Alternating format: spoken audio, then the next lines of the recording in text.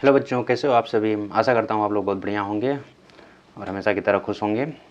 तो चलिए इस वीडियो के बारे में बात करते हैं। इस वीडियो में हम क्लास 6 एनसीईआरटी के प्लेइंग विथ नंबर्स अपनी संख्याओं के साथ खेलने वाले चैप्टर के बारे में पढ़ेंगे और इस एक्सरसाइज 3.2 में आने वाले टॉपिक्स को हम कवर करेंगे और बहुत ही बखूबी तरीके से इसको पढ़ेंगे। तो कृपया करके आप इस वीडियो की ड्यूरेशन पे मत जाइएगा। वीडियो लंबी होने से ऐसा नहीं होता है कि उसके टॉपिक्स आपको बहुत लेंदी तरीके से समझाया गया। नहीं बच्चों, ये अपने दिमाग से निकाल देना। शिक्षक का हमेशा यही एम रहता है कि वह आपको बहुत ही अच्छे तरीके से पढ़ाए ताकि आपको वह वीडियो बार बार देखने की ज़रूरत ना पड़े और उससे रिलेटेड टॉपिक को आप आसानी से सॉल्व कर जाएं। तो चलिए बच्चों, शुरुआत करते हैं। तो इस वीडियो के फर्स्ट स्क्रीन से ही आप समझ गए होंगे कि बहुत सारी चीज़ें हम लाजवाब तरीके से पढ़ने वाले हैं और बहुत मज़ा आने वाला है। तो चलिए शुरू करते हैं बच्चों। तो इस वीडियो में हम कुल 4 टॉपिक को कवर करेंगे। अभाज्य संख्या, जिसे इंग्लिश में प्राइम नंबर्स बोलते हैं, भाज्य संख्या, कंपोजिट नंबर्स, सम संख्या और विषम संख्या यानी कि odd number and even numbers के बारे में पढ़ेंगे।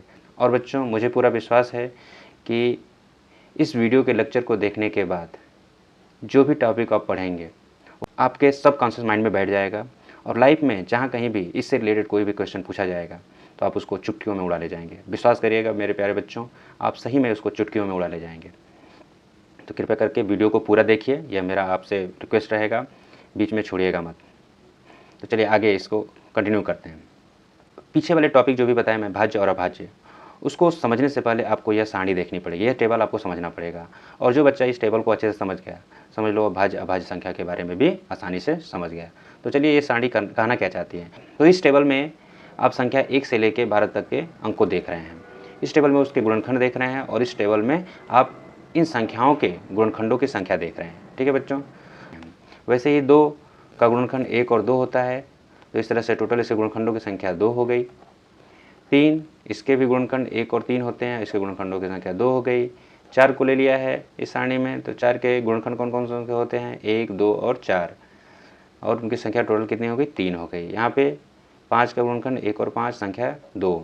6 का गुणनखंड 1, 2, 3 और 6, कुल कितने गुणनखंड हो गए, 4 हो गए। तो इस तरह से आप यह ऑब्जर्व कर रहे हैं कि इन सारी संख्याओं को कुल मिला के 3 कैटेगरी में बांट दिया गया है। एक कैटेगरी 1, जिसके गुणनखंडों की संख्या केवल 1। कुछ ऐसी संख्याएं आ रही हैं जिनके गुणनखंडों की संख्या 2 है। ठीक है बच्चों। कुछ ऐसी भी संख्याएं आ जा रही हैं जिनके गुणनखंडों की संख्या 3 है और कुछ ऐसी भी संख्याएं आ रही हैं जिनके गुणनखंडों की संख्या 4 है और कुछ ऐसी भी संख्याएं हैं जिनके गुणनखंडों की संख्या 4 से अधिक है। यानी कि अगर बड़े स्तर पे इनको कैटेगराइज किया जाए, इनको विभक्त किया जाए, तो हम 3 निष्कर्ष पे निकलते हैं और उसको हम आगे की स्लाइड में समझते हैं कि वो 3 निष्कर्ष क्या हैं। देखिए, पहला तो स्वयं केवल 1। यह एक ऐसा संख्या है जिसका गुणनखंड केवल 1 होता है और वह खुद 1 होता है। कुछ ऐसी संख्याएं हैं जिनके गुणनखंड 1 है और वह स्वयं संख्या है, और कुछ ऐसी संख्याएं हैं जिनके गुणनखंड 2 से अधिक हैं। तो बस यही आपकी परिभाषा होती है।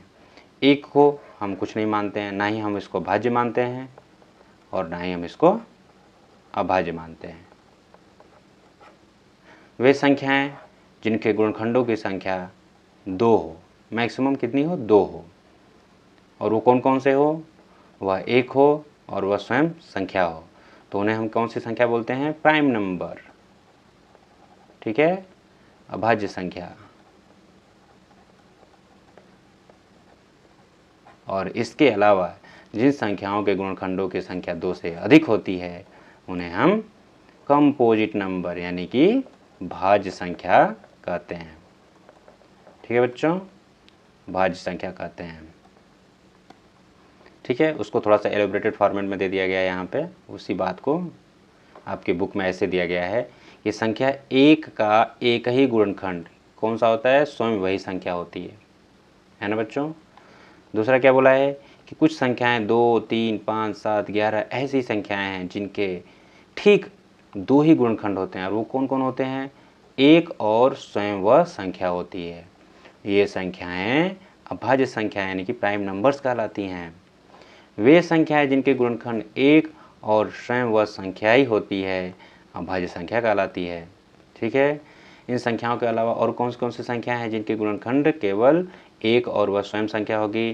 तो 11 के बाद कौन सी संख्या आएगी? देखिए 9 नहीं होगा, 10 नहीं होगा, 11 है खुद, 12 भी नहीं होगा, 13। अब देखिए 13 का गुणनखंड 1 होगा और केवल 13 होगा। 14, 15, 16, 17, 17 का 1 होगा गुणनखंड और 17 होगा। 18, 19, 19 भी एक ऐसी संख्या है जिसका गुणनखंड 1 और 19 होता है। 20, 21, 22, 23, 23 भी एक ऐसी संख्या है जिसका गुणनखंड 1 और 23 होता है। 24, 25, 26, 27, 28, 29, 29 भी एक ऐसी संख्या है जिसका गुणनखंड 1 और स्वयं 29 होता है। तो ऐसे ढेर सारी संख्याएं हैं जिनका गुणनखंड केवल 1 और वह स्वयं संख्या होगी, यानी कि कुल गुणनखंडों की संख्या कितनी होगी बच्चों? 2 होगी। तो ऐसी संख्याएं जिनके गुणनखंडों की संख्या अधिकतम 2 हो, वह संख्या कौन सी संख्याएं कहलाती हैं? प्राइम नंबर्स, अभाज्य संख्याएं। ठीक है बच्चों, अभाज्य संख्याएं। तो मैं आगे बढ़ूं, कंफर्म आपको समझ में आ गया? एक बार और मैं इसकी परिभाषा को दोहराता हूं कि वे संख्याएं या वे प्राकृतिक संख्याएं जिनके गुणनखंडों की संख्या मैक्सिमम अधिकतम 2 हो और वो कौन कौन हो? 1 और वह स्वयं संख्या हो, तो ऐसी संख्याएं प्राइम नंबर्स, अभाज्य संख्याएं कहलाती हैं। ठीक है बच्चों, एग्जाम्पल के तौर पे आपके यहाँ पे रखा हुआ है। अब नेक्स्ट क्या है? भाज्य संख्याएं। तो बस एक को छोड़ दें और अभाज्य को छोड़ दें तो बाकी जितनी भी प्राकृतिक संख्याएं हैं वो कौन सी संख्या हो जाएंगी? भाज्य संख्याएं हो जाएंगी। ये ध्यान रखना कि भाज्य संख्याएं 2 से कटने वाली, ध्यान रखना कि लोग कन्फ्यूज हो जाते हैं कि 2 से कटने वाली सारी संख्याओं को भाज्य संख्या बोलते हैं। नहीं, ये माइंड से आप हटा देना। 2 से कटने वाली सारी संख्याओं को हम सम संख्या कहते हैं, भाज्य संख्या नहीं कहते हैं। अब देखिए, जैसे अगर हम उस परिभाषा को लेके चलें कि 2 से कटने वाली सभी संख्याओं को हम भाज्य संख्या बोलते हैं, तो क्या बताइए 9 2 से कटता है? जी नहीं, 9 2 से नहीं कटता है। तो भाज्य संख्या का अर्थ सम और विषम से रिलेटेड नहीं है बच्चों, ध्यान रखना। भाज्य संख्या का संदर्भ उसके गुणनखंड से है, ध्यान रखिए, उसके गुणनखंड से है। और परिभाषा में मैं पहले क्या बताया था कि वे संख्याएं हैं जिनके गुणनखंडों की संख्या 2 से ज़्यादा हो, वह संख्याएं क्या कहलाती हैं बच्चों?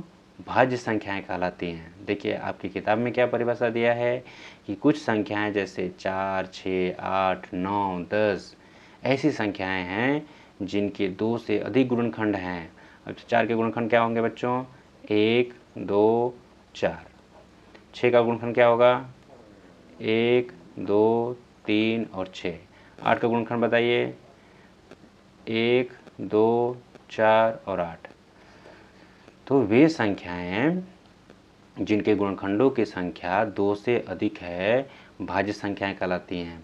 ठीक है, और यहाँ पे मैं पहले ही बता दिया हूँ कि 1 न तो अभाज्य संख्या है और ना ही भाज्य संख्या है।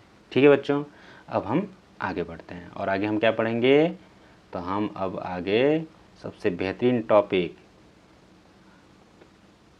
सम और विषम के बारे में हम पढ़ेंगे। तो देखिए बच्चों, सम किसे कहते हैं? तो आज तक सुनते आए हैं कि 2 से कटने वाली सभी संख्याओं को हम सम कहते हैं। बिल्कुल आप सही सुने हैं, या दूसरे शब्दों में हम बोल दें कि 2 के जितने भी मल्टीपल्स हैं वो सारे क्या हैं?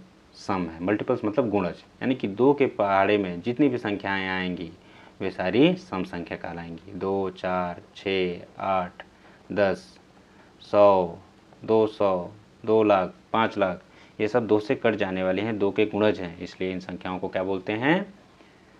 सम संख्या कहते हैं। ठीक है बच्चों, और विषम संख्या किसे कहते हैं? तो जो 2 से ना कटे, है ना? हाँ, जो 2 से ना कटे उसे हम विषम संख्या कह सकते हैं, है कि नहीं? तो चलिए, यहाँ पे क्या दिया है किताब में आपके कि 2 के अलावा, किताब में क्या करे बच्चों? आपकी किताब में क्या करे बच्चों कि 2 के अलावा जितनी भी अभाज्य संख्याएं हैं वे सारी संख्याएं क्या हैं? विषम संख्या है। 3, 5, 7, 11 एंड सो ऑन, जितनी भी संख्याएं हैं वो विषम संख्याएं हैं। ठीक है बच्चों, तो इस तरह से आप हम चारों टॉपिकों को कवर कर लिए। लेकिन आपके किताब में ना एक और टॉपिक दिया है, इराटोस्थीनिस का छलनी का सिद्धांत। तो वो एक सारणी बनाए हैं और उसमें 1 से लेकर 100 तक की संख्याओं को लिख दिए हैं, और वो ना इन संख्याओं से भाज्य और अभाज्य संख्याओं को छांटते हैं और कैसे छाँटते हैं बच्चों? बहुत ही बेहतरीन तरीके से छाँटते हैं। कैसे? देखिए, एक को वो क्रॉस कर देते हैं, एक को वो क्रॉस कर देते हैं, क्योंकि एक ना ही भाज्य है और ना ही अभाज्य है। उसके बाद 2 को सबसे पहले संख्या 1 के बाद क्या आता है, 2 को राउंड करते हैं और 2 के जितने भी मल्टीपल्स आते हैं इस पूरे संख्याओं में, उनको सबको काट देते हैं। तो 2 के कितने मल्टीपल्स कौन कौन आएंगे? 4 आएगा, 6 आएगा, 8 आएगा, 10, 12, 14, 16, 18, 20, 30, 40, 50, ये सारे 2 से कटने वाले हैं। उसके बाद हम ये 2 से नहीं कटेंगे, ये सारे 2 से कट जाएंगे, है कि नहीं? ये नहीं कटेंगे, ये सारे 2 से कट जाएंगे, ये नहीं कटेगा, ये सारे 2 से कट जाएंगे, ये नहीं कटेगा, ये सारे 2 से कट जाएंगे, है ना? उसके बाद जो बचे, उसके बाद 3 बचा, 3 को राउंड करते हैं और 3 के जितने मल्टीपल्स हैं उसको सबको काट देते हैं। 9 को काट देते हैं, 15 कट जाएगा, ठीक है, 21 कट जाएगा, 24 तो ऑलरेडी कट ही गया है, 27 कट जाएगा, 33 कट जाएगा, 39 कट जाएगा। इस तरह से सबको काट देते हैं। फिर उसके बाद 5 को राउंड करते हैं और 5 से कटने वाली जितनी भी संख्या हैं सबको काट देते हैं। देखिए 25, 35, 45, 55, 65, 75, 85, 95 सब कट जाएंगे, क्योंकि ठीक है। उसके बाद 7 को लेते हैं, 7 से जितनी संख्याएं कटती हैं उसको सबको काट देते हैं। ऑलरेडी कटी हुई है। 11 से ये कट जाएगा, 99 कट जाएगा, 88, 88 ऑलरेडी कट चुका होगा, हाँ। फिर 11 से काट लिए हम लोग, 13 से जितनी भी संख्याएं कटेंगी उनको काट लेंगे। इस तरह से जो भी संख्याएं बचेंगी, अब देखिए जो संख्याएं बचेंगी वो कौन सी संख्याएं होंगी? प्राइम नंबर होंगी, अभाज्य संख्याएं होंगी। 2, 3, 5, 7, 11, 13, 17, 19, 23, देख रहे हैं बच्चों, 29, 31, 37, 41, 43, 47, ये तो 7 से कट जाएगा, ये भी कट जाएगा,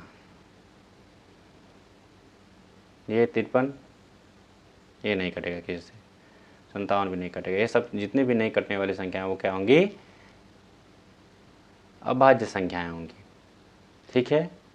और जो कट गई हैं वो भाज्य संख्या हो जाएंगी, और एक ना ही भाज्य होगा और ना ही अभाज्य होगा, ठीक है बच्चों।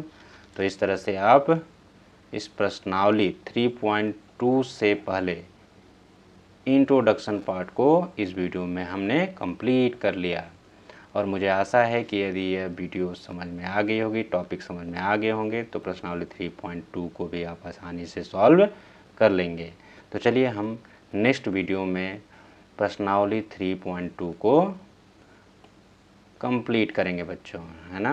हेलो बच्चों, जाते जाते एक हम कोट्स को पढ़ते हैं और उससे हम थोड़ा सा मोटिवेट होते हैं। मंजिलें उन्हीं को मिलती है जिनके सपनों में जान होती है, पंख से कुछ नहीं होता, हौसलों से उड़ान होती है। आप अपनी साइज़ पे मत जाइए, ठीक है, आप अमीर हैं या गरीब है उस पर मत जाइए, आप अपने अंदर भरे हुए हौसले के ऊपर बिलीव करिए, और आपके लिए कोई भी कार्य असंभव नहीं होगा बच्चों। कोई भी चीज़ इम्पॉसिबल नहीं होगी आपके लिए, यदि पर आपको विश्वास है तो, ठीक है बच्चों। तो बच्चों इस तरह से आपका ये इंट्रोडक्शन वाला पार्ट समाप्त हुआ। इसके एक्सरसाइज को हम नेक्स्ट वीडियो में कवर करेंगे। तब तक के लिए इस वीडियो को लाइक करिए, पसंद आया हो तो शेयर भी करिए, और आगे आने वाली वीडियो के लिए इस चैनल को सब्सक्राइब करिए और बेल आइकन को दबाना न भूलिए। बहुत बहुत धन्यवाद बच्चों इस वीडियो को पूरा देखने के लिए। Thank you so much. जय हिंद, जय भारत।